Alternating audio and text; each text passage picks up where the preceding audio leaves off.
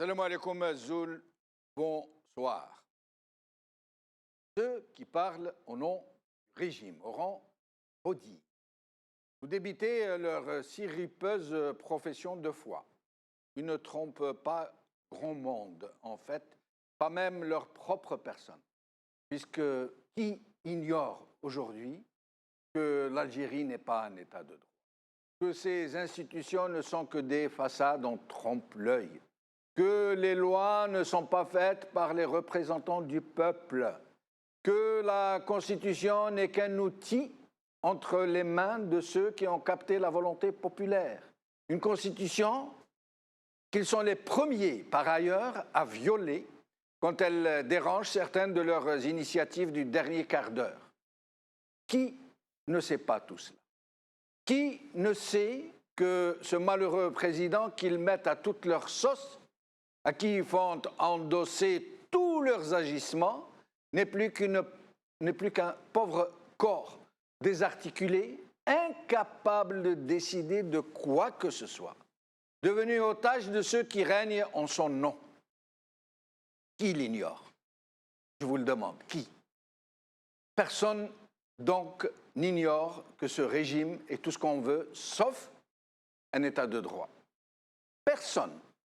Pourtant, écoutez-les quand ils parlent, écoutez bien et pesez chacun de leurs mots, parce que vous aurez besoin de boire le calice jusqu'à la lie, parce que vous avez besoin de savoir que c'est avec la langue de bois de ce type qu'on produit les cercueils de la liberté et de la dignité. Écoutez. الآن لأبنائنا الأطباء المقيمين نقول بأن أبواب الحوار مفتوحة، ونقول بأن استعمالنا واستعمال مؤسساتنا الأمنية الدستورية خلونا نستعملها في حفاظنا على أمننا وعلى استقرارنا وعلى حدودنا، ومن منطلق احترامنا لأبنائنا المتمدرسين وأبنائنا الطلبة وأبنائنا الأطباء، خليونا نتفادى ما يريد البعض أن نصل إليه. لا نريد أن نحتك، ولكن نقول بأن قوانين الجمهورية بقوتها وبصرامتها تطبق، ونحن في دولة قانون وفي دولة مؤسسات. يجب على الجميع احترام قوانين الجمهورية واحترام تطبيقها ولكل الفئات الاجتماعية. كما أتوجه لإخواننا في قطاع التربية، نقول كذلك بأننا قوتنا كجزائريين، وكانت دائما هذه قوتنا في أننا نعمل طبقا لقوانين الجمهورية، طبقا لقوانين الجمهورية وبالحوار كذلك. هذه الطريقة الوحيدة التي تجعلنا كجزائريين نحافظ على كل هذه المكاسب التي تحصلنا عليها إلى يومنا هذا كجزائريين. لا نريد الرجوع إلى صور عشناها في سنوات ماضية، ونحن عازمين بقوة مؤسساتنا وبقوة دستورنا وبقوة تطبيق تعليمات سيد رئيس الجمهورية. لا نريد ونبذل كل جهودنا إلى عدم الرجوع إلى وضعيات سابقة. Vous avez bien entendu, État de droit, Constitution. Pourtant, dans tout ce fatras, il y a une phrase qui est vraie, profondément vraie, sincère même.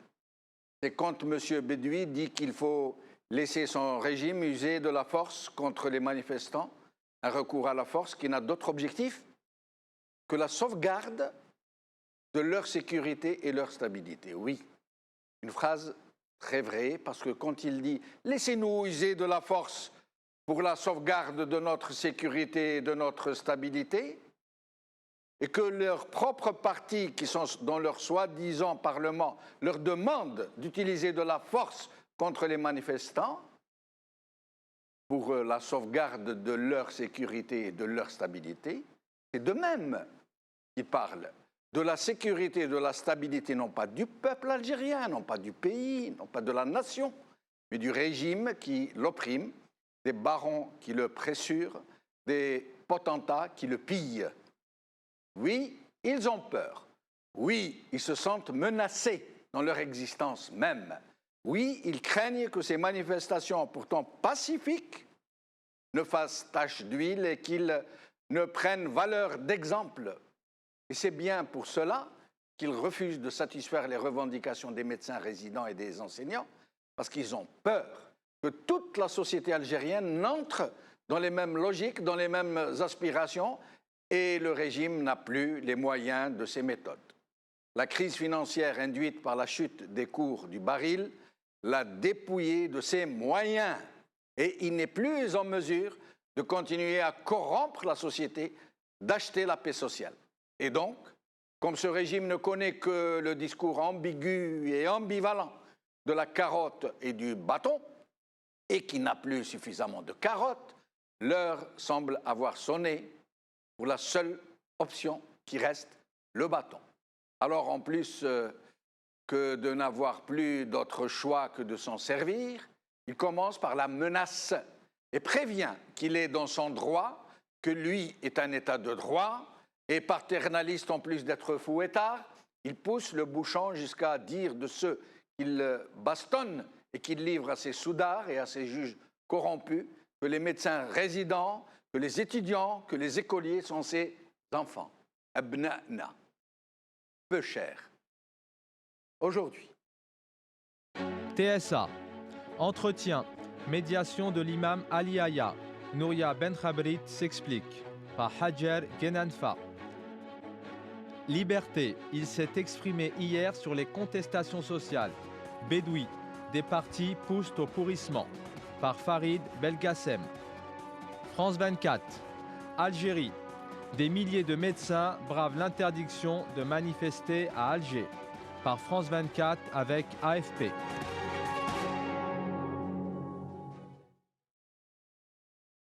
Manifestation pacifique, le régime menace. C'est le titre de notre émission d'aujourd'hui. Pour en parler, avec moi, ici sur le plateau, Saïd Aknin, militant des droits de l'homme, Ibrahim Younsi, ancien cadre du MDA, Slimane Zinnati au téléphone, coordinateur CNAPES de la wilaya de Bjaya, Hafid Daraji au téléphone, journaliste et analyste politique au téléphone. Merci à vous quatre d'être avec nous.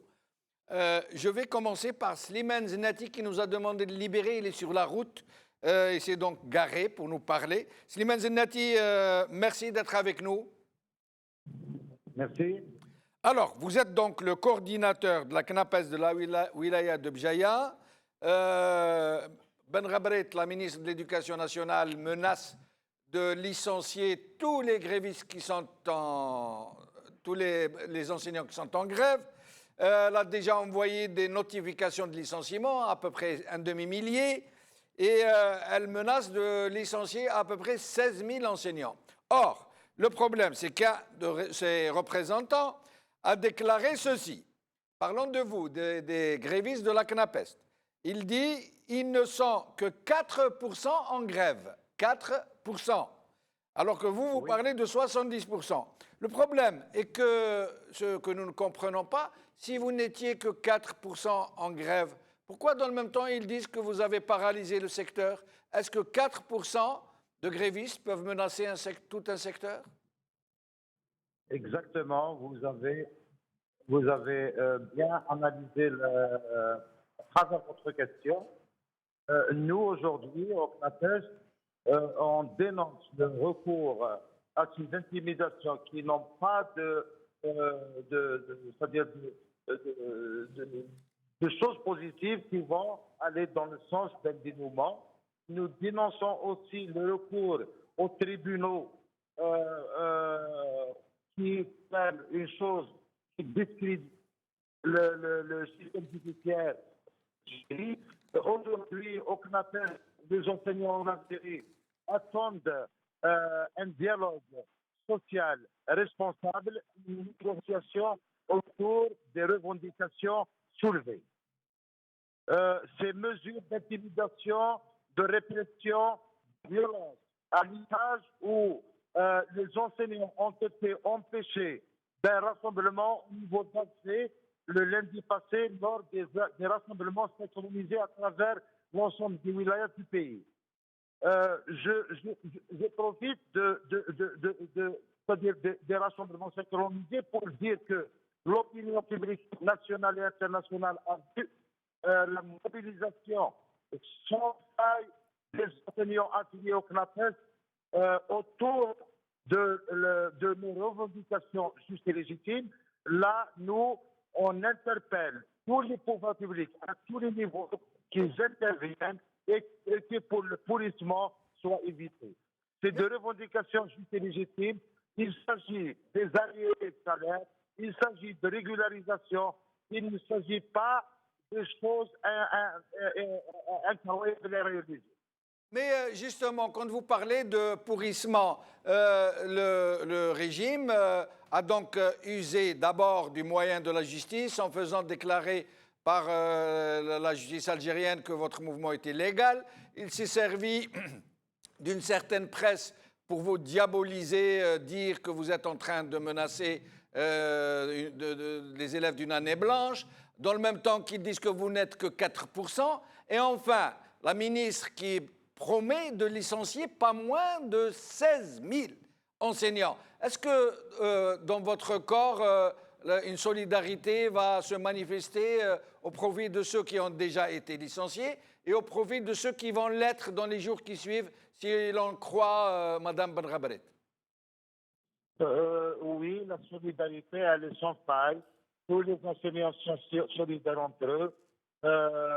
Nous condamnons le recours à ce genre de pratique. Il est préférable, il est souhaitable, il est dans nos attentes que le ministère de l'Éducation nationale, que le gouvernement intervienne pour une négociation autour des points soulevés. Qui est derrière cette situation conflictuelle, si j'ose dire ainsi, c'est bien le ministère de l'Éducation nationale qui pratique dans la politique Mazaoula Otarat, alors que nous, on est conviés à une rencontre avec le ministère du Travail. On est parti, on a exposé l'ensemble des situations qu'on a comme préoccupation et on lui a demandé d'intervenir ou de faire la médiation avec le ministère de l'Éducation nationale, mais à ce jour, il y a un entêtement. Les enseignants ne s'entêtent pas. L'entêtement, il est exprimé par le ministère de l'Éducation nationale. Nous interpellons encore une fois, parce qu'il s'agit de la scolarité des élèves, il s'agit de la stabilité du secteur. L'instrumentalisation des tribunaux, non, on ne parle pas d'instrumentalisation de la justice parce que le mot justice, il a son sens, il a son sens noble. Nous, aujourd'hui, on condamne le recours aux tribunaux pour déclarer ces grèves illégitimes qu'ils ont fait avec les hommes de la santé, de toute autre corporation au mouvement où on lutte. Aujourd'hui, il est préférable que les pouvoirs publics procèdent à un dialogue et à des négociations. Mais au sujet du dialogue, les partis du pouvoir ou partis satellites du pouvoir périphérique, de petits partis mais qui sont avec le régime et de son côté, le FLN, le RND, le MPA, TEJ et certains députés indépendants ont appelé le gouvernement à ne pas céder, à vous faire face, à user de rigueur, ont-ils dit, ça veut dire de la force. Écoutez, là, ça n'engage que les auteurs. Nous sommes très convaincus de la justesse de nos revendications. Si ces partis-là veulent politiser un conflit à caractère social, là, nous, on dégage toute responsabilité. Nous avons un seul interlocuteur, à savoir le ministère de l'Éducation nationale et le gouvernement, pour procéder dans les plus brefs délais à une négociation autour de notre plateforme et on ne permet et on ne tolère à personne de s'ingérer dans une lutte pacifique des travailleurs, des fonctionnaires, des enseignants autour de leurs revendications qui sont publiques et légitimes. Alors, Slimane Zinnati, une dernière question. Je vous demanderai de répondre assez rapidement, s'il vous plaît. Oui. Est-ce que c'est vous qui avez sollicité l'intervention de l'imam Ali Aya pour essayer donc de faire un peu de Non. médiation? Non, lors d'un plateau de télévision, ce monsieur il a été invité dans un plateau de télévision avec le chargé de communication au niveau national. Il s'est proposé pour une médiation. Il est libre. Nous respectons l'ensemble des avis, mais le seul interlocuteur pour nous, c'est bien le ministère de l'Éducation nationale. On souhaite que le ministère, dans les plus brefs délais, ouvre cette négociation et une négociation sans préalable. Merci Slimane Zinnati, au plaisir de vous retrouver. Hafid Darraji, vous êtes avec nous? Hafid Darraji? Oui, bonsoir. Bonsoir, Hafid Darraji. Bonsoir à vos invités. Merci, merci Hafid Darraji. Alors, Hafid Darraji, d'abord au sujet de cet imam Ali Aya, dont tout le monde sait que c'est quelqu'un de très proche de certains cercles sécuritaires, donc c'est lui qui se propose, enfin, avant on avait cru que c'était le CNAPES, puis que c'était Mme Benrabrit, puis que c'était lui-même. Et finalement, les gens du CNAPES disent que ce ne sont pas eux.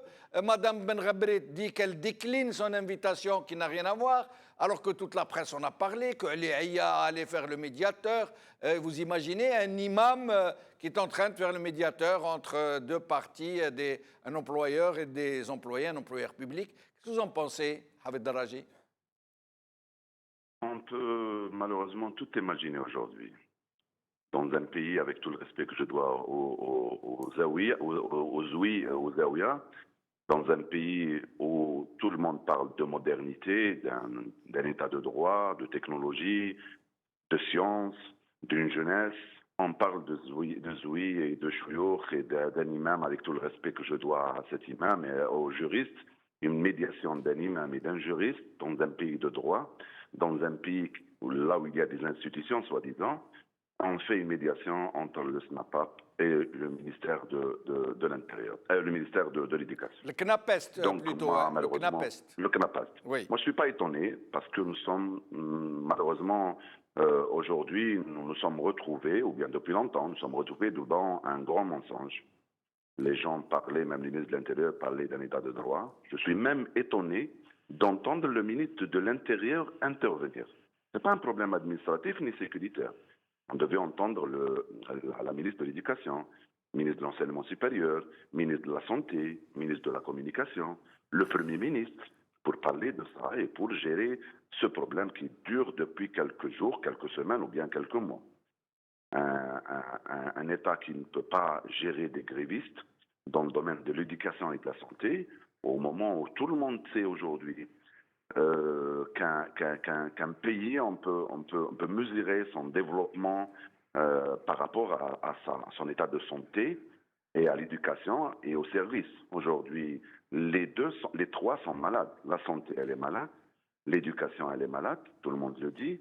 Les services, je ne dirais pas. Mais Hafid Darraji, le problème si cette montée au créneau du ministre de l'Intérieur, c'est que la fronde sociale et la grogne sociale est en train de s'amplifier. Aujourd'hui, hier plutôt, pas moins de 12 syndicats regroupés au sein de l'intersyndicale autonome, Sonel, Gaz, Poste, Fonction publique, Éducation, Santé, Administration, ont dit qu'ils observeront aujourd'hui donc une grève d'un jour à titre d'avertissement et qu'ils n'excluent pas un durcissement de leur mouvement si leurs revendications ne sont pas satisfaites. Par ailleurs, les médecins résidents, vous avez vu cette marche à Alger, certains parlent de libération d'Alger, cette ville, cette capitale où il est interdit de manifester.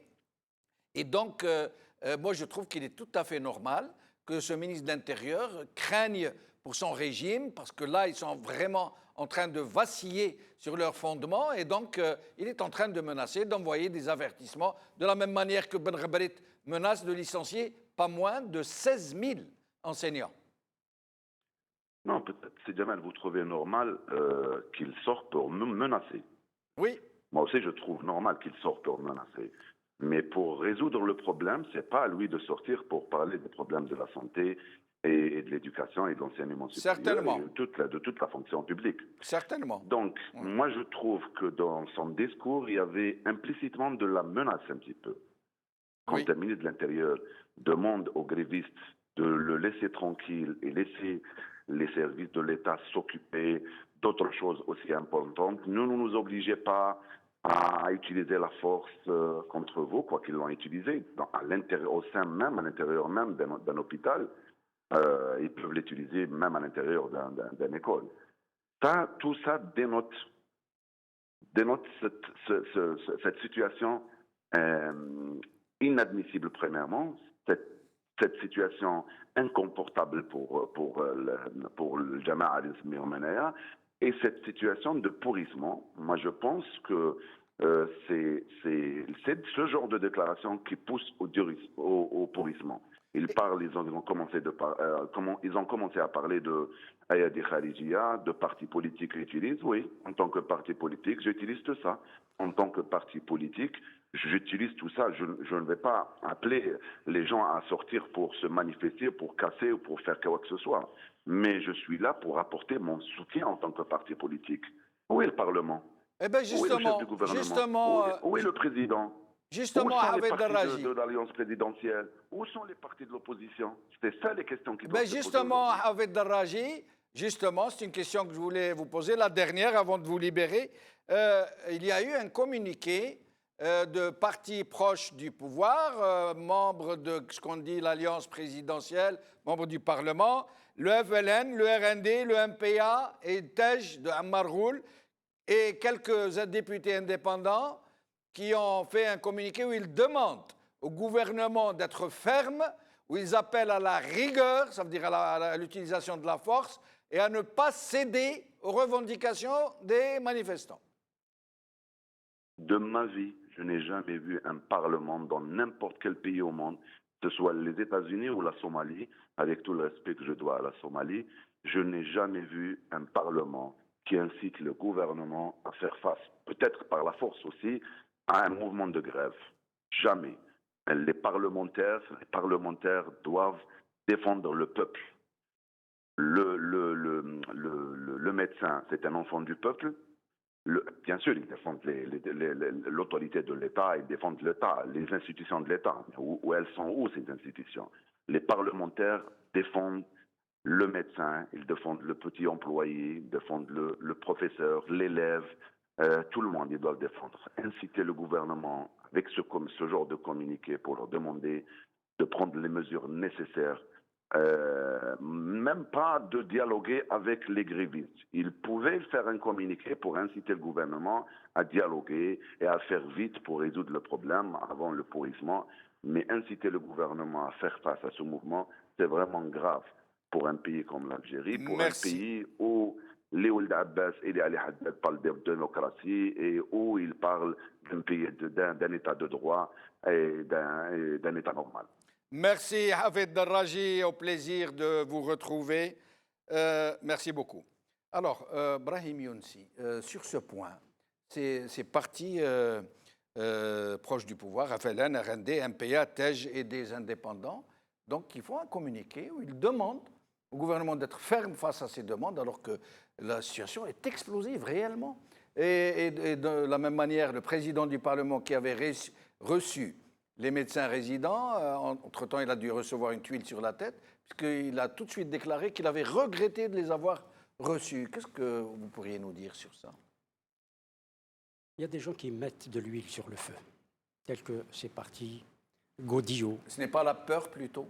Ils n'ont pas peur que tout leur régime soit balayé? Est-ce que ce n'est pas la peur qui les fait agir? C'est mettre de l'huile sur le feu, c'est cela. Concrètement? Oui. C'est mettre le feu, comme ils l'ont fait. Oui, oui. comme ils l'ont déjà fait, les mêmes quasiment, Mais ça risque dans de les les emporter, ça. dans les années 90. Mais vous savez, après moi le déluge pour certains d'entre eux, parce qu'ils ont leurs enfants, leurs biens ailleurs, quasiment tous les responsables de ces partis.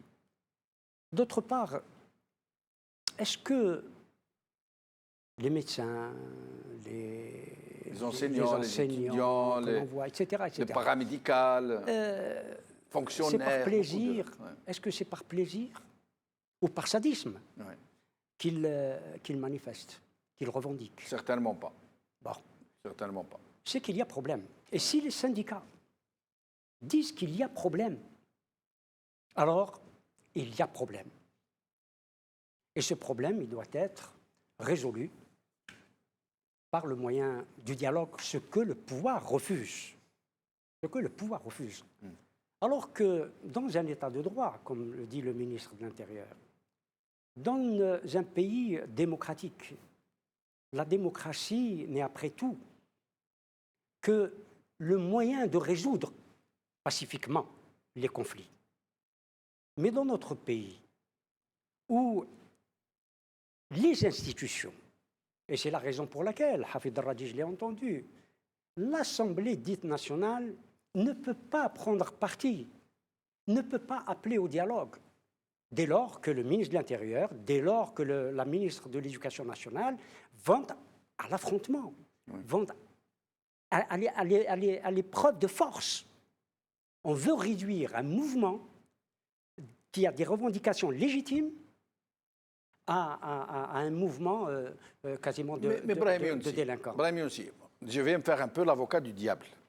Ce régime, moi je présume, s'il n'avait que les enseignants et les résidents, à la limite, il serait dans son intérêt de régler le problème, d'accorder toutes les revendications et qu'on en finisse. Or, il sait très bien que s'il cède, c'est toute la société civile qui va se lever, qui va entrer dans la danse et qui va, elle aussi, toutes les catégories socio-professionnelles sont en attente de règlement de graves litiges. Or, ils savent que s'ils ouvrent la porte, ça va être sans fin. Et c'est peut-être ceci qui ne leur laisse que la seule possibilité de la répression, plutôt et de la menace. Écoutez, le pouvoir nous a habitués à toujours choisir la mauvaise issue. Dans les années 90, au lieu de choisir l'issue politique, qui aurait pu produire des résultats rapidement, par l'inclusion de tout le monde, et pas par l'exclusion, parce que notre système est un système exclusif, n'est toujours pas un système inclusif. Si le pouvoir veut donner une solution politique, parce que la solution est aussi politique, il a toujours préféré donner des solutions, les mauvaises réponses, comme en 90, où il a préféré l'issue militaire à l'issue politique. Il continue dans cette voie. Il continue dans cette voie. Il est là, il montre qu'il veut aller au pire. Il veut aller au pire. Parce que les autres catégories sociales, que l'on satisfasse les revendications des médecins, qui sont légitimes, les revendications des enseignants, parce que les enseignants, les médecins ne vont pas laisser ni leurs élèves sans classe, ni les médecins laisser leurs malades sans être soignés. Ben justement, avant de donner la parole à Saïd Aknin, on essaye de faire passer ces enseignants pour les ennemis des élèves, on essaye de monter les parents d'élèves contre eux, on les appelle à manifester dans la rue. Or, ce qui vient de se passer à Blida, c'est que des élèves ont manifesté pour leurs professeurs, pour leurs enseignants, et nous allons voir quelques images.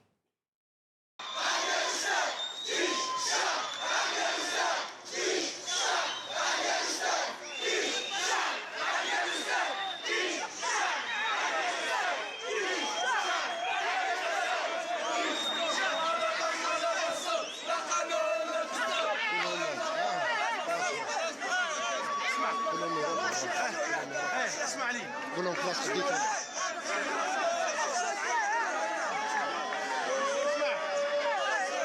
اسمع واسمع اصبر اصبر اسمع اسمعوا لي غير بهدوء لا لا اسمع لي ما تكسروا Saïd Aknin, ses élèves criaient Ji Shab Ma'ak ya Oustad, un vieux slogan qu'on criait, qui avait été créé par le Falan à l'époque, qu'on reprend aujourd'hui. Peuple armé avec toi, professeur, ça veut dire quoi? C'est Jamaldine. Bonsoir Jamaldine, bonsoir Dabrahim, bonsoir téléspectateurs. Sincèrement, je suis ému. Je suis le pur produit de mes enseignants. Si aujourd'hui je suis là, c'est grâce aussi à ces médecins qui m'ont vacciné. C'est grâce aussi à ces médecins qui m'ont soigné. Je suis tout autant le fils du peuple comme ceux aujourd'hui qui mettent au-dessus de tout cet enseignant. C'est-à-dire, c'est une façon de dire qu'aujourd'hui, l'armée et le peuple doivent être avec l'enseignant, avec le médecin, avec ces forces qui font que la société a une base d'éducation et une santé, une bonne santé pour pouvoir exister dans le concert des nations. Qu'est-ce qui a produit ce genre de situation? Le pays est conduit c'était la désingestion du pays, depuis maintenant l'indépendance à aujourd'hui, qui a conduit à une impasse globale. Cette impasse globale a conduit à des lois de paupérisation. C'est la loi de finances 2018 qui commence dont le petit peuple commence à ressentir les effets. Et aujourd'hui, il y a le peuple, il y a le système incarné par un régime. Ce régime qui n'a pas de culture de médiation, qui n'a pas de culture de dialogue. D'ailleurs, ils ont peur. La réaction du ministre de l'Intérieur montre une peur. Et quand je vois une image, l'image du vice-ministre à la Défense et chef d'état-major de l'armée, qui, lors de ses visites sécuritaires à l'intérieur même des casernes, entre ses pairs militaires, il se fait sécuriser par une société extérieure de sécurité. Comme quoi, aujourd'hui, il a peur, y compris à l'intérieur de ses troupes. Et ça, c'est le conflit clanique global qui traduit aujourd'hui une certaine mentalité allant jusqu'à faire dans la projection par rapport, on a entendu à un certain moment, la projection du système, c'est l'ennemi médiatique. C'est l'ennemi extérieur, c'est la main étrangère, c'est l'ennemi à l'avenir, ils vont nous inventer. Mais on en est là à ce point l'ennemi extraterrestre. On en est là à ce point, ce niveau de peur qui se propage, y compris au sein de l'état-major? Jamaldine, ils ont une peur aujourd'hui. Pourquoi? Parce qu'il y a un peuple qui est déterminé, un peuple qui ne rentre plus, ils ont essayé récemment, en réveillant leurs agents dormants, les agents dormants pour instrumentaliser la religion. Nous l'avons vu, c'est récemment. Les agents dormants pour diviser le peuple algérien. Nous l'avons vu avec toute la polémique qu'il y avait eu ces jours-ci.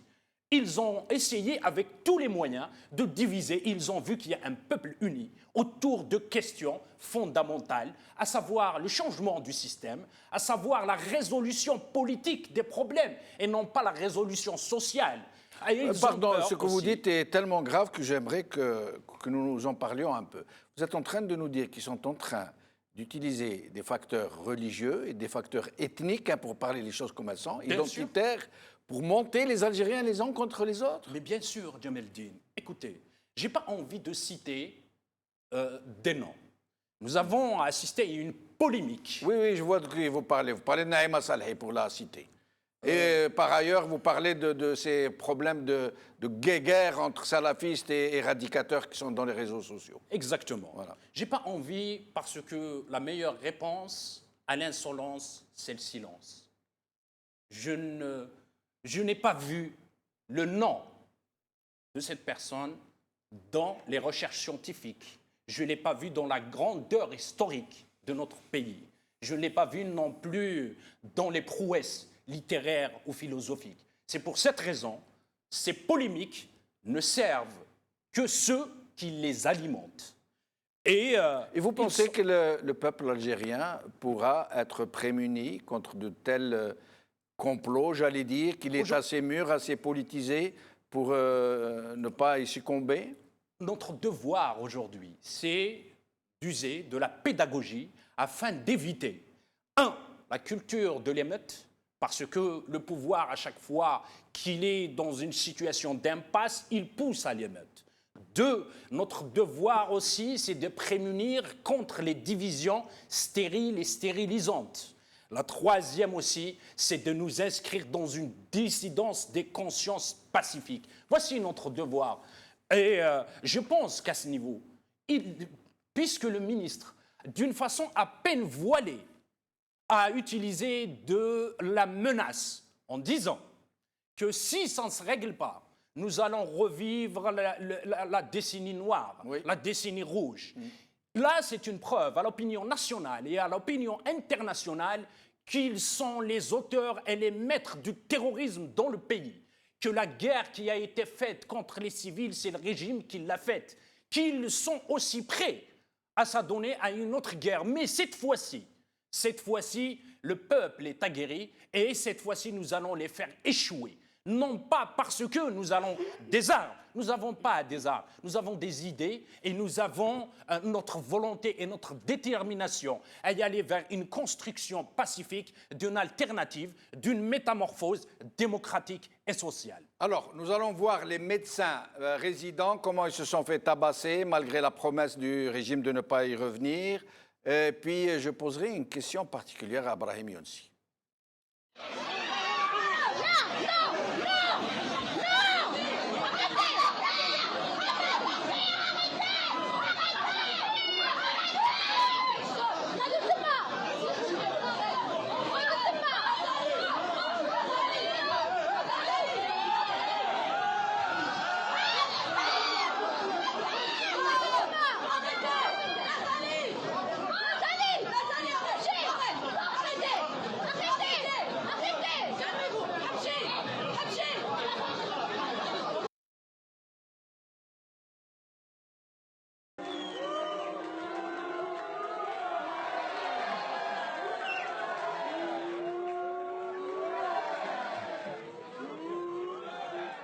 Avec un cadenas, pour vous dire. Et donc, merci pour les images, Brahim Younsi.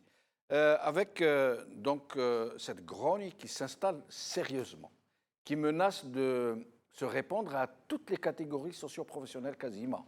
Avec ce qui semble être de la fermeté, pour rester poli, venant de la part de ce gouvernement, et y compris de ses alliés, puisque vous avez vu le communiqué des partis proches du régime, avec cette peur qui s'installe au sein du régime, et avec ces complots dont nous parlions maintenant, de gens qui essaient de monter les Algériens les uns contre les autres, ce qui serait pain béni pour le régime, qui pourrait trouver là enfin une raison d'utiliser la force. Est-ce que vous ne pensez pas que ça pourrait vraiment dégénérer? Oui, hélas. Oui, il y a une exacerbation de la situation. On a parlé de pourrissement, oui, il y a un pourrissement, à l'évidence. Un vrai danger que ça parte dans tous les sens, quoi. Oui. Que ça devienne incontrôlable. Absolument, absolument. Absolument. C'est la raison pour laquelle des mesures doivent être prises. Qu'est-ce que, Brahim Younsi, c'est très important, parce que les Algériens sont en attente, non seulement de pédagogie, comme disait Saïd Aknin, mais aussi de propositions, de projets. Qu'est-ce qu'il faudrait faire pour éviter justement que nous retombions dans la violence, dans la tragédie? D'abord, on le sait, dans quelques jours, certains... C'est la date anniversaire, le 27 février, de la promulgation de la Charte pour la paix et la réconciliation nationale. Oui. Ce à quoi nous assistons aujourd'hui, c'est l'échec de cette Charte pour la paix et la réconciliation nationale dans certaines de ses dispositions. Et ces dispositions-là, qui excluent des millions d'Algériens, doivent être abrogées. Le pouvoir doit le faire pour intégrer, pour consolider la cohésion nationale et sociale. Parce que là, la cohésion, il n'y a plus de cohésion nationale. Quand vous dites pouvoir, qui? À partir du moment où les institutions ne représentent rien, et que par ailleurs, un chef d'État n'est pas le chef de l'État. Nous nous adressons à une fonction. Oui. a une fonction. Même si même elle est squattée. Même si elle est squattée. Il faut qu'on en sorte. La situation de notre pays nous rappelle à mains égards la guerre d'Espagne de 1936.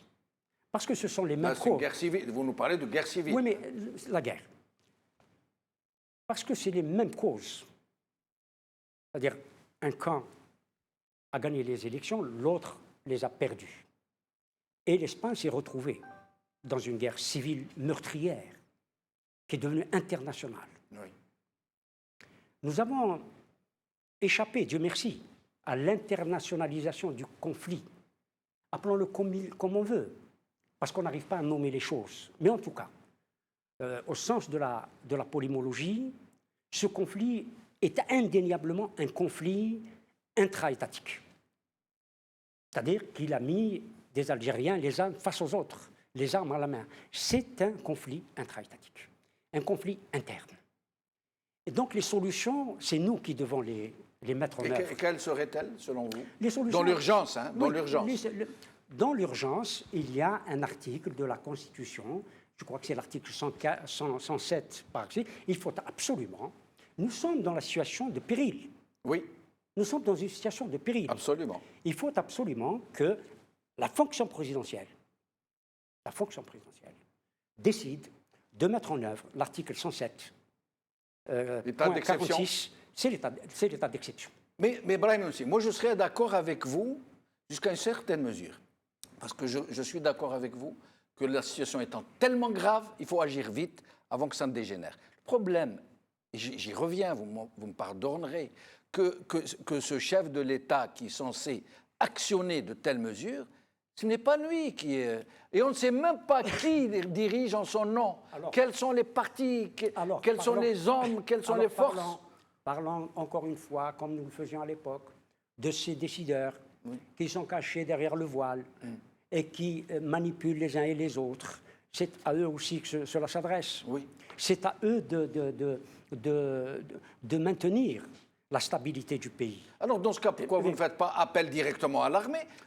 À partir du moment que vous savez très bien que ce chef de l'État est impotent, qu'il n'est pas en mesure de faire ce que vous lui demandez. Moi, je vous l'ai dit une fois, je ne m'adresse jamais à l'armée. Par éthique? Oui, je ne m'adresse jamais à elle. L'armée n'a pas à compliquer les conflits comme celui que nous avons vécu et qui continue, qui se poursuit, ou à dénouer. Parce que c'est pas... Mais dans la proposition que vous préconisez, il y aura l'armée de toutes les façons, puisque c'est elle qui tient les vraies rênes du pouvoir, avec d'autres qu'on ne connaît pas vraiment. Bien entendu, je ne suis pas aussi naïf. Oui. Donc c'est dire que vous allez faire appel à l'armée. Que c'est l'armée qui détient la réalité du pouvoir. Absolument. Là-dessus, on est d'accord. Ouais. Mais respectons le formalisme... Ça veut dire sur le plan du principe, vous voulez... Le formalisme constitutionnel. Respectons. Mais si on exécute, on met concrètement l'article 107 et déclarer... C'est une piste intéressante. L'état d'exception. Mais il faut absolument. Oui. Ce n'est pas simplement déclarer l'état d'exception. Mais il faut absolument que l'article 7 et l'article 8 de la Constitution soient mis en œuvre également. C'est-à-dire que la source du pouvoir, selon l'article 7, c'est le peuple. Le peuple est la source du pouvoir. Et l'article 8, le peuple détient le pouvoir constituant. Et l'article 102 sur l'empêchement du président quand il est en état d'empêchement? Mais de toutes les façons, son empêchement, j'allais dire, il est dans l'élan. C'est-à-dire qu'après, ça va se régler en marchant. C'est pas simplement se régler. C'est-à-dire que le pouvoir doit revenir au peuple. Oui. Et c'est là où... Aller vers une constituante, j'ai publié une proposition de solution, de sortie de crise. D'accord. Bon, dont on n'a pas parlé, bien entendu. Et ça ne m'étonne pas de la presse algérienne. Mais bon, lui, même si elle ne donne pas les mécanismes par lesquels, ou par lesquels... qui a appelé à une constituante. Tout simplement. Mais elle a appelé le président, sachant que le président ne décide pas. Mais le président, sans actionner l'article 107, c'est-à-dire sans décréter l'état d'exception, ne va pas appeler comme cela, parce qu'il n'a pas ce pouvoir, constitutionnellement, il n'a pas ce pouvoir, d'aller vers la constituante. Mais la vraie solution, oui, c'est la constituante. Mais la constituante, nous la Il faut y arriver en passant par le plus urgent. C'est la transition. Il faut absolument la transition. C'est la raison pour laquelle... Mais est-ce qu'il y a des interlocuteurs capables de vraiment représenter les aspirations du peuple algérien sur la place publique, ou est-ce qu'ils ont été neutralisés et qu'à leur place, il n'y a plus que ces partis marrons qui sont au râtelier? Avec qui les décideurs vont-ils discuter? Non. Parce qu'il y a des choses à mettre en place, des procédures. J'ai dit tout à l'heure que nous étions dans un formalisme. Il y a certaines lois. Bon, les partis politiques, on ne va pas jeter le bébé avec l'eau du bain. Ce n'est pas du tout mon intention. Et je vais revenir à vous. J'étais tenté de vous dire, et le peuple, avec qui va-t-il discuter en fait?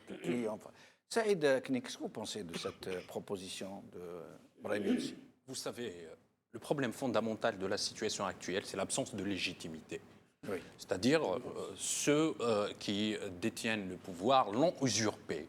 Le retour à la légitimité est la grande solution à la situation. Mais là on est en situation d'urgence. Il y a péril en la demeure.